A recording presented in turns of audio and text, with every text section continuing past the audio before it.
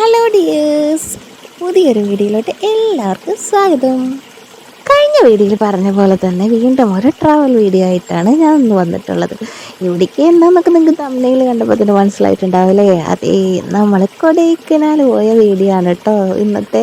ഈ ഒരു വീഡിയോയിൽ ഞങ്ങൾ എവിടുന്നാണ് പോയതെന്നും എങ്ങനെ പോയതെന്നുള്ള കുറച്ച് വിശേഷങ്ങളാണ് കേട്ടോ. അപ്പോൾ നമുക്ക് വീഡിയോയിലോട്ട് പോയാലോ? സമയം ഒരു 12 മണിയോടടുത്തിട്ടുണ്ട്. നമ്മളിപ്പോൾ പോകുന്നത് തൃശ്ശൂർ റെയിൽവേ സ്റ്റേഷനിലോട്ടാണ്. നമ്മൾ ട്രെയിനിലാണ് പോകുന്നത്.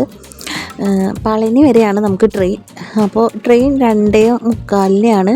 പക്ഷേ ആ ഒരു സമയത്തേക്ക് നമുക്ക് ഇവിടേക്ക് എത്താനായിട്ടുള്ളൊരു ബുദ്ധിമുട്ടുള്ളതുകൊണ്ട് തന്നെ നമ്മൾ നേരത്തെ റെയിൽവേ സ്റ്റേഷനിലോട്ട് പോകാണ് കേട്ടോ.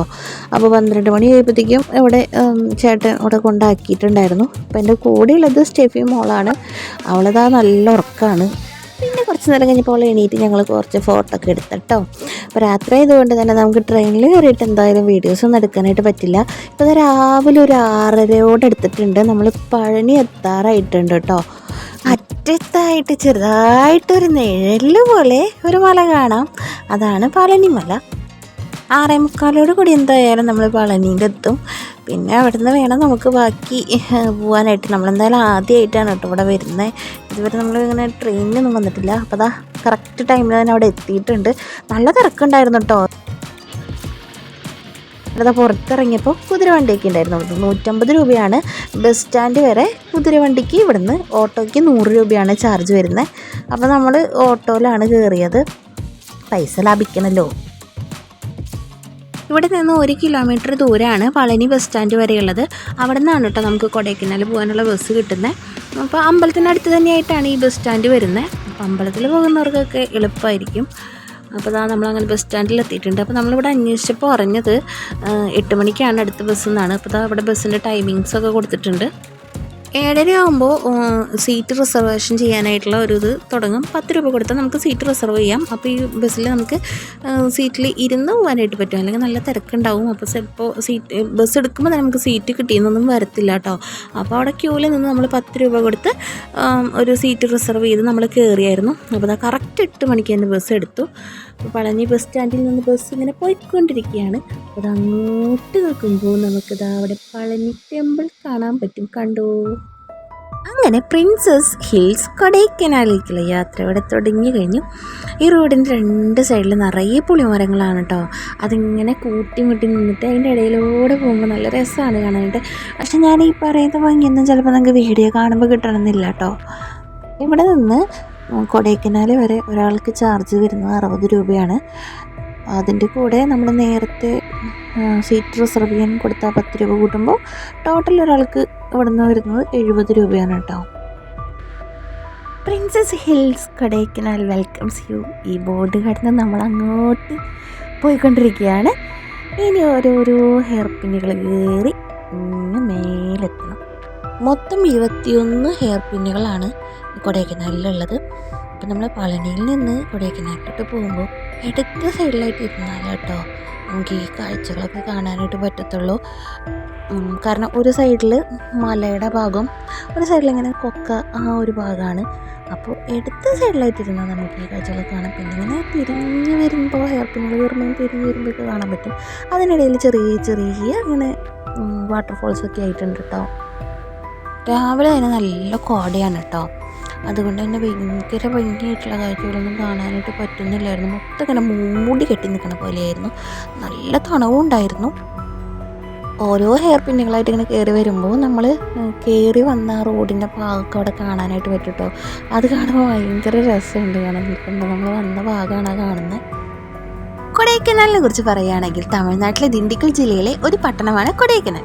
പശ്ചിമഘട്ടത്തിൽ നിന്ന് വേർപെട്ട് പളനി മലയുടെ തെക്കേ അറ്റത്ത് സ്ഥിതി ചെയ്യുന്ന ഈ പ്രദേശം ഇന്ത്യയിലെ തന്നെ പ്രശസ്തമായ ഒരു മലയോര വിനോദസഞ്ചാര കേന്ദ്രമാണ്. സമുദ്രനിരപ്പിൽ നിന്ന് ശരാശരി 2133 മീറ്റർ ഉയരത്തിലാണ് ഈ പ്രദേശം. അങ്ങനെ നമ്മൾ ബസ്സിലുള്ള ഈ യാത്ര തുടങ്ങിയിട്ട് ഏകദേശം 1 മണിക്കൂറായിട്ടുണ്ട് കേട്ടോ. അപ്പോൾ 1 മണിക്കൂറായി കഴിഞ്ഞപ്പോൾ ഇവിടെ ചായ കുടിക്കാനായിട്ട് ബസ് നിർത്തിയതാണ്. അങ്ങനെ ഒരു 10-15 മിനിറ്റ് ഇവിടെ നിർത്തും. അതിനുശേഷം വീണ്ടും ബസ്സിൽ കയറി നമ്മൾ യാത്ര തുടർന്നുകൊണ്ടിരിക്കുകയാണ്. സൂര്യനെ കൊതിച്ചിങ്ങനെ വരുന്നുണ്ട്. പക്ഷേ ഒരു കാര്യമില്ല. വേണോ വേണ്ടേന്ന് വെച്ചിട്ടാണ് നിൽക്കുന്നത്. കണ്ടോ, മൂടി കെട്ടി നിൽക്കുകയാണ്.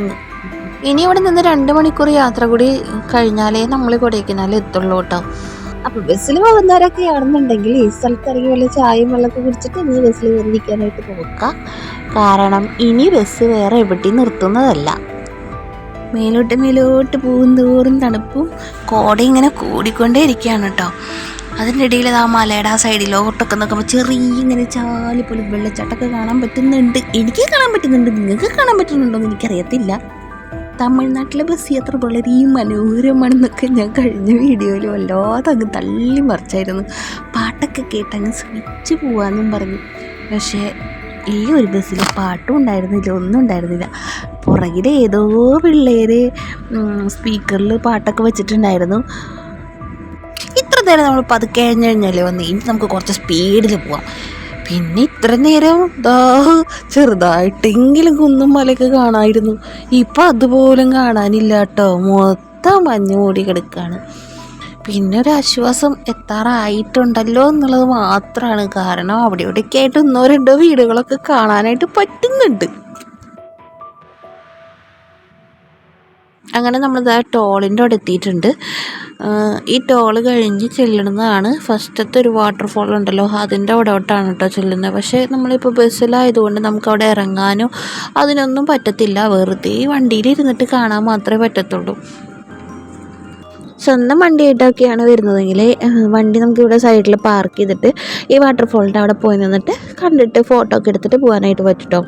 നമുക്കിപ്പോൾ സ്വന്തം വണ്ടിയൊന്നും ഇല്ലാത്തത് കൊണ്ടും ബസ്സിലിരുന്നിട്ട് കാണാനായിട്ട് പറ്റുള്ളൂ. അവിടെ ഇറങ്ങിപ്പോയിരുന്ന് കാണാനൊന്നും പറ്റത്തില്ല. അതൊരു സങ്കടം ഉണ്ടായിരുന്നു. കാരണം അവിടെ പോയി കിടന്നൊക്കെ ഉണ്ടായിരുന്നു. അപ്പോൾ ഇതുപോലെ ഇരുന്ന് കണ്ടിട്ട് പോവാം. പക്ഷേ അവിടെ എത്തിയപ്പോൾ ഡ്രൈവർ പതുക്കെ ഒന്നും സ്പീഡ് കുറച്ചായിരുന്നു കേട്ടോ. അപ്പോൾ അതങ്ങനെ കണ്ടു.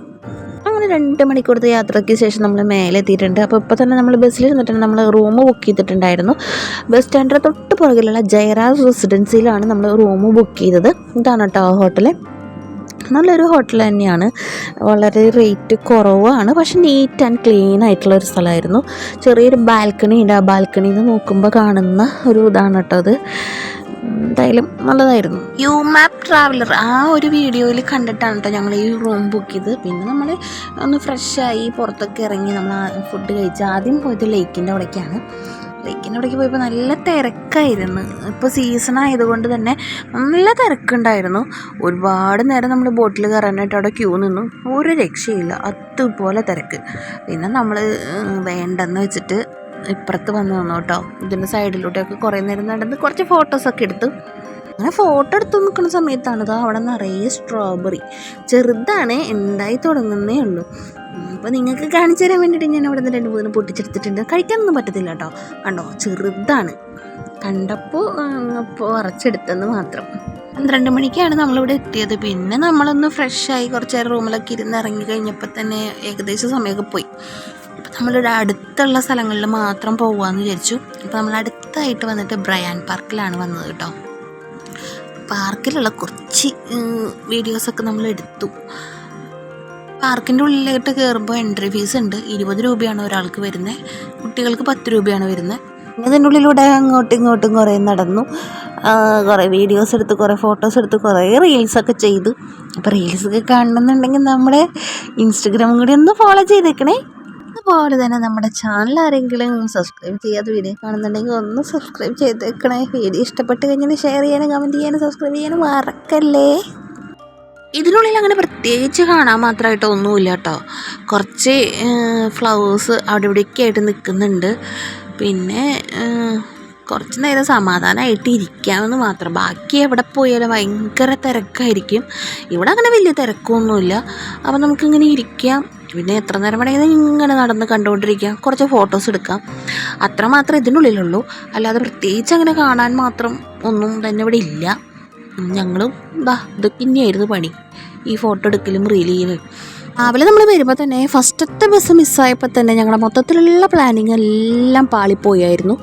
അതുകൊണ്ട് തന്നെ ഇന്ന് നമുക്കിനിപ്പോൾ വേറെ എവിടെയും പോകാനായിട്ട് പറ്റത്തില്ല. നമ്മൾ എടുത്ത റൂമിൻ്റെ അടുത്തായിട്ട് വാക്കബിൾ ഡിസ്റ്റൻസിലുള്ളതാണ് ലേക്ക്, ബ്രയാൻ പാർക്ക്, തന്നെ കോക്കോസ് വാക്ക്, അതൊക്കെ. അപ്പോൾ നമ്മൾ ഇന്ന് മൊത്തം ഇവിടെ കിടന്ന് കറങ്ങാമെന്ന് വിചാരിച്ചു. ഈ 3 സ്ഥലം മാത്രമേ പോകാൻ പറ്റുള്ളൂ. കാരണം എന്താണെന്ന് വെച്ചിട്ടുണ്ടെങ്കിൽ ബാക്കിയെല്ലാം ഫോറസ്റ്റ് ഏരിയയിലായതുകൊണ്ട് തന്നെ അതൊക്കെ 4 മണിയാകുമ്പോഴത്തേക്കും ക്ലോസ് ആവും. അപ്പോൾ നമ്മൾ പിന്നെ പോയിട്ടും കാര്യമില്ല. അങ്ങനെ ഒരുപാട് സമയം ഈ പാർക്കിലൂടെ നടന്നപ്പോൾ നമ്മൾ പുറത്തോട്ട് പോവുകയാണ്. അപ്പോൾ ഇതിൻ്റെ സൈഡിലൊക്കെ കുറേ റോസാ ചെടികളൊക്കെ നിൽക്കുന്നുണ്ടെങ്കിലും പൂക്കളൊക്കെ വളരെ കുറവായിരുന്നു. പിന്നെ അവിടെ കണ്ട പൂക്കളിലൊക്കെ കുറച്ച് ഫോട്ടോ എടുത്ത് അവിടെ ഉണ്ടായിരുന്ന ചേട്ടന്മാരെ കൂടെ ഫോട്ടോ എടുപ്പിച്ച് നമ്മൾ നേരെ പോയത് കോക്കസ് വാക്കിലോട്ടാണ്. ഇവിടെ എൻട്രി ഫീസ് ഒരാൾക്ക് 20 രൂപയാണ് വരുന്നത്. ഇവിടെ വന്നു കഴിഞ്ഞിട്ടുണ്ടെങ്കിൽ നമുക്ക് ഒരുപാട് നല്ല ഫോട്ടോസ് എടുക്കാനായിട്ട് പറ്റും. മഞ്ഞ് മൂടി കെട്ടിയ ആകാശമൊക്കെ കാണിച്ചുകൊണ്ട് നമുക്ക് കുറേ ഫോട്ടോസ് എടുത്ത് കൂട്ടാനായിട്ട് പറ്റും കേട്ടോ. ഞാൻ പറയുകയാണെങ്കിൽ ഇവിടെ രാവിലെ വരുന്നു നല്ല നേരത്തെ വന്നു കഴിഞ്ഞിട്ടുണ്ടെങ്കിൽ നിറയെ ഇങ്ങനെ മഞ്ഞ് മൂടി കിടക്കുന്നത് കാണാനായിട്ട് പറ്റും. അപ്പോൾ നമ്മൾ വന്നത് വൈകിട്ട് ഒരു 4 മണിയോടെ അടുത്താണ് നമ്മൾ വന്നത്. അപ്പം തന്നെ ഏകദേശം ഇങ്ങനെ കോടങ്ങനെ ഇറങ്ങി വരുന്നുണ്ടായിരുന്നു. അപ്പോൾ ഇതൊക്കെയാണ് കേട്ടോ ഇവിടുത്തെ കാഴ്ചകൾ. അങ്ങനെ വലിയ കാഴ്ച എന്ന് പറയാനില്ല, പക്ഷേ ഉള്ളത് കുറച്ച് ചെറിയതാണെങ്കിലും നമുക്ക് കാണാനായിട്ട് അടിപൊളിയാണ്. ഇപ്പം ഇത് കാണുമ്പോൾ നിങ്ങൾക്ക് തോന്നും ചെമ്പരത്തി പൂ വരുന്ന നല്ലതെന്ന്. ചെമ്പരത്തി പൂ കിട്ടാത്തത് കൊണ്ടാണ് കേട്ടോ ഞാൻ ആ പൂ വെച്ചത്. പിന്നെ നമ്മൾ അവിടുത്തെ ഇങ്ങനെ ഒരു പോളത്തിൻ്റെ ഒരു സംഭവം വാങ്ങിച്ചിട്ടുണ്ടായിരുന്നു കേട്ടോ. ഇത് എസ്രയ്ക്ക് കൊടുക്കാനാണ് വാങ്ങിയത്, പക്ഷേ എസ്ര അവിടെ നോക്കി നിൽക്കായിരുന്നു. ഞാനായിരുന്നു അതും കൊണ്ട് കളിച്ചു നടന്നിരുന്നത്. ചില സമയത്ത് നമ്മൾ കുഞ്ഞുങ്ങളെ പോലെ ആവില്ലോ, അവൾ ചോദിച്ചുകൊണ്ടിരിക്കുകയായിരുന്നു ഇവിടെ ഞാനാണ് കുട്ടി അത് നീമാൻ്റെയാണ് കുട്ടിയെന്ന്. എൻ്റെ ഈ വട്ടൊക്കെ കണ്ടിട്ടാണെന്ന് തോന്നുന്നു അവിടെ നിന്ന് ഫോട്ടോ എടുക്കുന്ന ചേട്ടൻ അവിടെ നിന്ന് ഓടി രക്ഷപ്പെടുന്നുണ്ടായിരുന്നു. അപ്പോൾ ഇതൊക്കെയാണ് ഞങ്ങളുടെ ആദ്യത്തെ ദിവസത്തെ കാഴ്ചകൾ. അപ്പോൾ നിങ്ങൾക്ക് ഇത് ഇഷ്ടപ്പെട്ടിട്ടുണ്ടെങ്കിൽ ലൈക്ക് ചെയ്യാനും ഷെയർ ചെയ്യാനും സബ്സ്ക്രൈബ് ചെയ്യാനും മറക്കല്ലേ. അടുത്ത ദിവസത്തെ കാഴ്ചകളായിട്ട് അടുത്ത വീഡിയോയിൽ വരുന്നവർക്ക് എല്ലാവർക്കും ടാറ്റാ ബൈ ബൈ.